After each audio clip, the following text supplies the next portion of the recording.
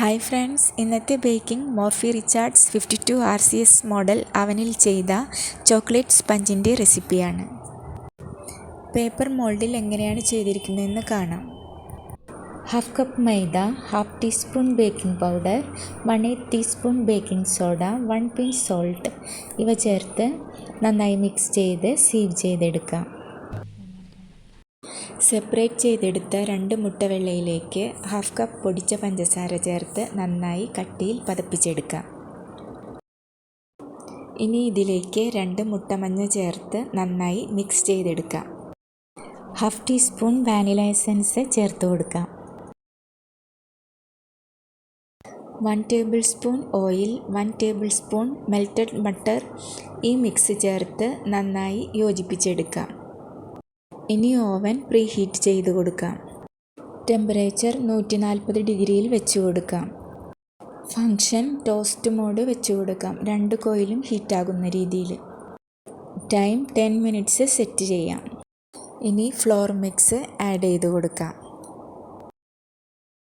2-3 ബാച്ചസായി floor ചേർത്ത് കൊടുക്കണം. 3 table spoon പാലിൽ 1/2 teaspoon instant Bru coffee powder ചേർത്ത് ലയിപ്പിച്ച ഈ മിക്സ് അല്പാൽപമായി ചേർത്ത് കൊടുക്കാം. 1 tablespoon cocoa powder sieve ചെയ്ത് ചേർത്ത് കൊടുക്കാം. കട്ട് ആൻഡ് ഫോൾഡ് മെത്തേഡിൽ മിക്സ് ചെയ്തെടുക്കാം.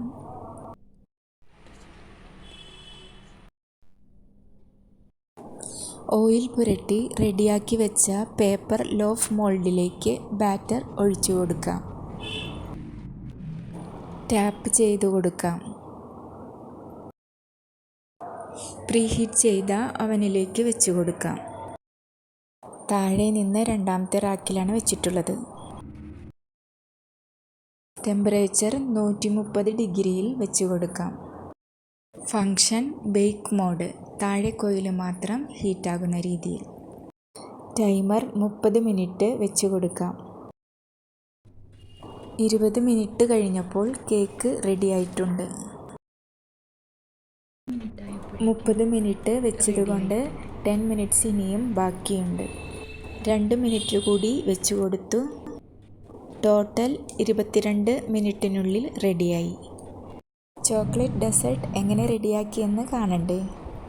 സ്പഞ്ച് തണുത്തതിന് ശേഷം നിറയെ ഹോൾസ് ഇട്ട് കൊടുക്കാം.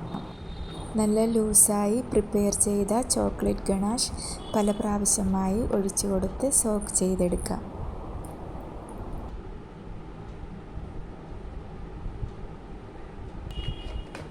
ഒരു സ്പഞ്ച് ഡിമോൾഡ് ചെയ്ത് കാണാം.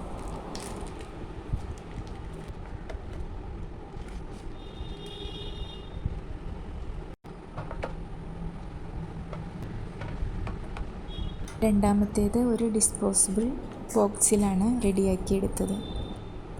ഗണാഷ് ഇത്ര ലൂസായതുകൊണ്ട് പേപ്പർ മോൾഡിൽ ചെയ്തത് കുറച്ച് നേരം കഴിഞ്ഞപ്പോൾ ലീക്കാവുന്നുണ്ടായിരുന്നു. പുറത്തേക്ക് കൊടുക്കാനാണെങ്കിൽ ബോക്സിൽ സെറ്റ് ചെയ്താൽ നന്നായിരിക്കും.